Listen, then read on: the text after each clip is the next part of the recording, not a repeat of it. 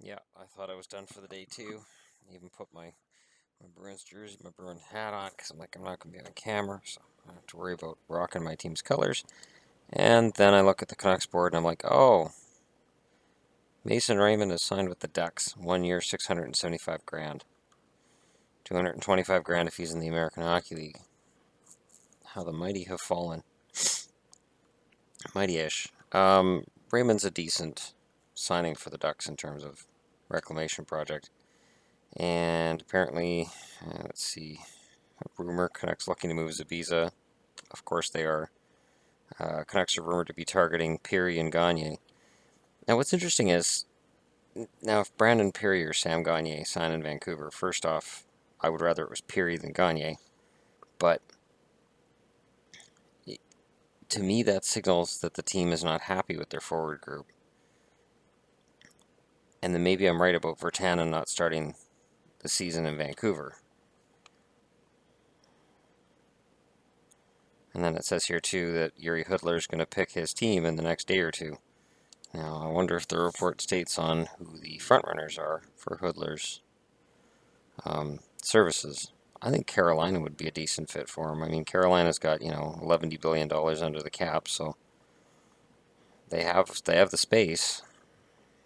I moved because I got tired of cats.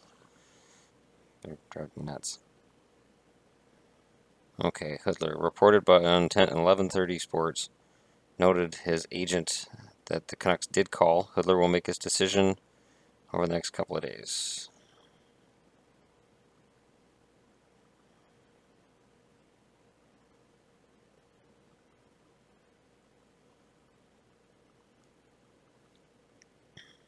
I can't see it though. I can't see Hudler coming to Vancouver. I just can't. Because if the team's rebuilding, and they are, they're just not admitting it.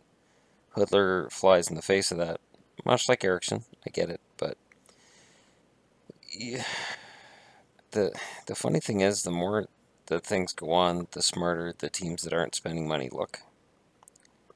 So if you're Carolina, you're 23 million under the cap. It's pure gold because you can take on contracts of players that will never play a game for your team and acquire prospects and draft picks as well. I hate to pick on Carolina. It's just they're the only team I can see in the NHL that I look at and go, what are they doing? They re-signed Cam Ward, and it's like, well, is Eddie Lack going to be better than Ward next year? Are either of them starting material? You've got Hannafin, you've got Fleury on the blue line, you've got some good young pieces. Aren't you going to surround them with something? Aren't you going to try to get better? And for a team that's trying to sell tickets and trying to turn around the franchise, they're not doing what a team should do if they're trying to turn around the franchise. This is baffling to me, but I figured I'd do a video just on because I'd mentioned in a previous video that Mason Raymond was a player I liked. He's a good reclamation project. He signed by the Ducks. Now I have to learn how to hate him. I don't want to learn how to hate him, but I have to. It's my job. Hating Anaheim is my job. I have to hate the Ducks. Um, the Ducks, the Sharks, the Kings. And, for anybody who wonders, well, why? Well, okay, all of them have knocked out Vancouver in the playoffs. All of them have knocked out teams that I really like in the playoffs. And in the case of the Ducks, I don't like the game that they play. So they're not one of my favorites. I thought that I had, oh, they're out of reach, and I don't know where the hell they are right now. I thought that I had was those little mini pennants I had. Actually, I have major pennants too. I have the big ones that, was to do like a power rankings. Like during the season, we read the power rankings on TSN and then we argue with them. So we're like, oh, look who's number one. Of course it's Chicago, or of course it's LA. Of course it is. And then we get mad about where our teams are. Why is Calgary so far down? Why is Toronto so far down? And so why not start that same argument here, where I just sit here and go, okay, here's my version of the power rankings based on the draft and free agency. So maybe I'll start doing it at the end of the first week of free agency.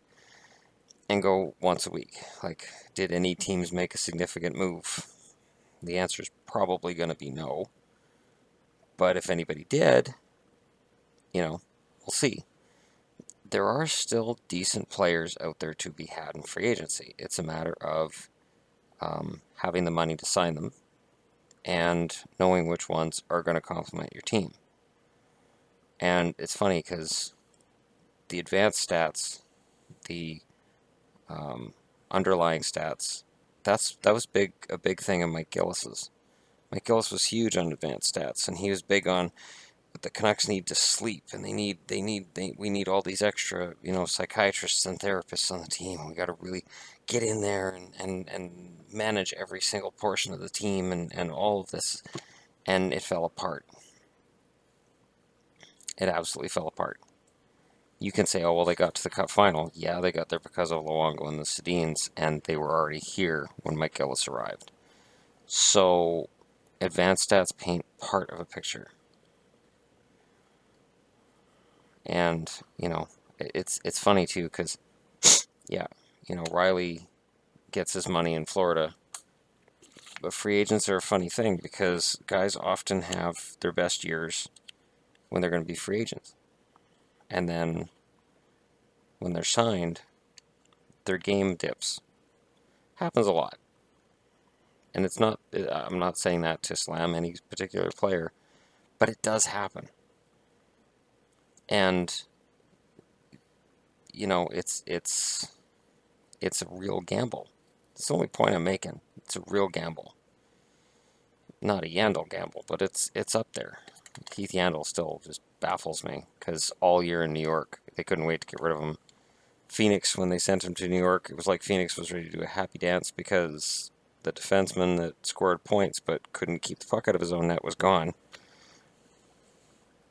And now Florida signs him to this major long-term deal. And it's like, sometimes it feels like general managers don't learn. They don't learn from the mistakes of the predecessors. The Tom Curvers effect, as it were. Curvers passed through a lot of teams the last few years in the NHL because every team would think, look at his offensive numbers. He's tremendous. If we can get him in the team and we can put him with the right guy, he could really be good. And it just didn't work out for him. And there are still managers in the NHL that will take these guys on. It's not reclamation. I'm not talking about like Mason Raymond reclamation. Mason Raymond isn't a bad player. And I don't think even Calgary and Toronto fans would say he's a bad player or a bad guy. He's generally well liked wherever he's been. But his scoring touch is gone. So he's just fast. And he's not physical either. Now, if Anaheim can find a way to mold him properly, you never know. So, he's a good signing for the Ducks today. Canucks are in on Peary. I'm wondering if Toronto, because they've got cap space left, I'm wondering if Toronto will be in on Sam Gagner. And Gagner can play any forward position, and he's a bottom six guy at this point. And you got to wonder. I mean, they get Matt Martin, and if you add Sam Gagner, you might be assembling a decent bottom six if Gagner can play that role. I just hope that. I don't even understand why the Canucks would be in on that, because they don't need a center, not right now. Down the middle, you've got Sedin, Horvat, Sutter. I know Sutter will probably move to the wing. And so there's your top three. So Gagner slots in at 4, I guess. Unless they try Horvat on the wing to try to improve his plus minus, but why would you put him with Gagner? Like, it's just,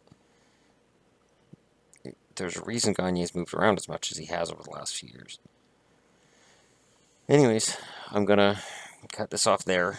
I just figured that I'd throw out there, here's the free agent signings of the day. It's not much. I still like what the Leafs have done a lot. And as I said, some of the teams that have been quiet, actually they're making the right decision. They're making the right move. Oh, Adam Cracknell signed with Dallas. That's only going to matter to people who are fans of the Canucks, really, because Cracknell, decent bottom six, but probably going to be waived and thrown in the minors before the end of the year.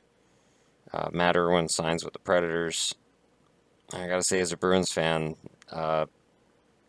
sorry Nashville, he's never really become. Anyways, and the trade of Anders Nilsson to the Sabres kind of baffles me too, because Nilsson's, again, these are minor things, and these are probably players who are going to end up in the minors or on the bench, up in the, you know, watching the game from above, so to speak. And it's weird because there's so many good names out there. Guys who are still probably NHL ready, but these teams seem to be zeroing in on those extra pieces so they can move into next year. Next year's going to be fun because everybody except Carolina must think they have a chance. I don't want to take shots at Carolina, and it's bad too because you should think, well, the Leafs finished last. Carolina didn't finish that low in the standings, but everybody beneath them got better. Montreal got better because Carey Price is healthy, apparently.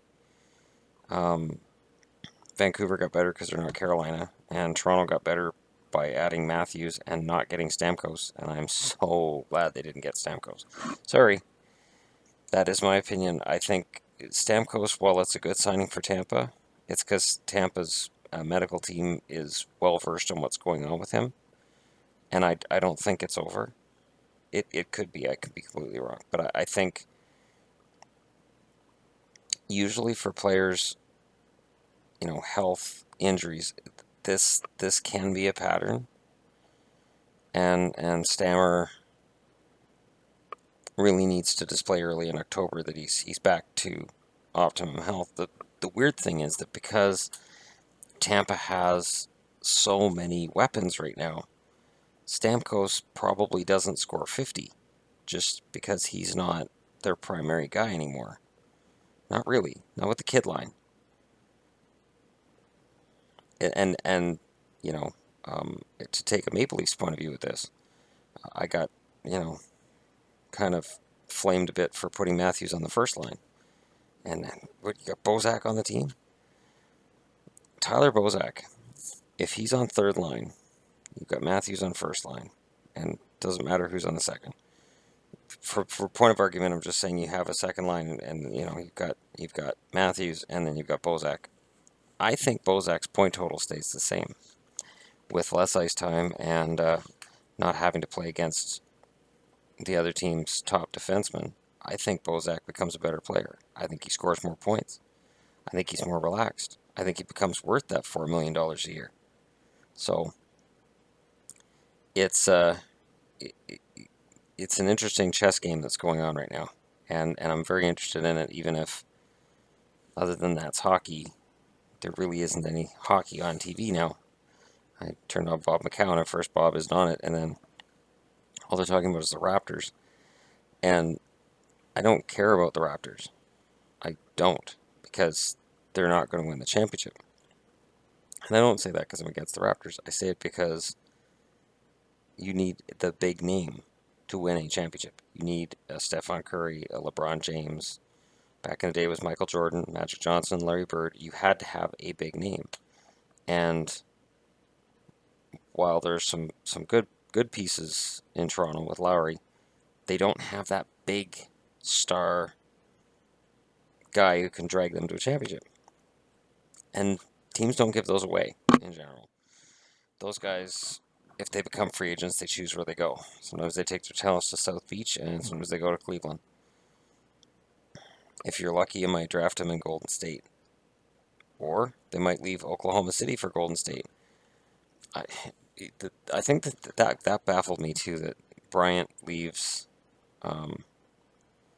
Oklahoma City to go to Golden State, and Oklahoma City fans act like somebody shot their mom. You would think that kind of shock goes away after LeBron moves after some of these moves have been made, you would think that fans would realize, okay, this is a business. But, clearly they take it very personal. I don't. If a player leaves one of my favorite teams and, well, I got more money somewhere else, I don't have a problem with them. Congratulations, you got more money somewhere else. You wanted to play somewhere else. No problem. Oh, you went to Montreal? Go to hell. That's the only exception. And California. You went to California, well, I have to hate you now. That's the rules. That's the way it is. So anyways, and there's an interesting story on CBC for those of you in Canada about two little girls selling lemonade that got told that they're not allowed because they don't have a business license to sell it outside their yards.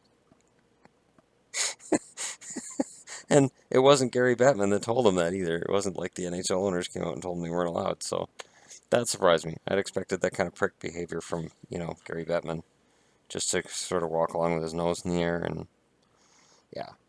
Anyways, it's an interesting thought, though. I could see Bettman doing that. Congratulating them on their business acumen and then getting them shut down. And then moving their lemonade stand to Arizona. And then telling them it's gone. And it can't be relocated back.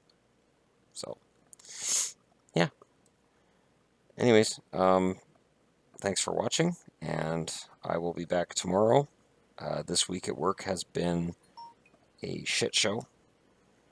So, I'm doing my best to maintain my video output and to make the fans happy and to whet your appetite for hockey stuff and to condense everything into one spot so that for people who are busy and don't have the time that they can listen to me ramble for 30 or 40 minutes and give them 5 minutes worth of information. So thanks for tuning in.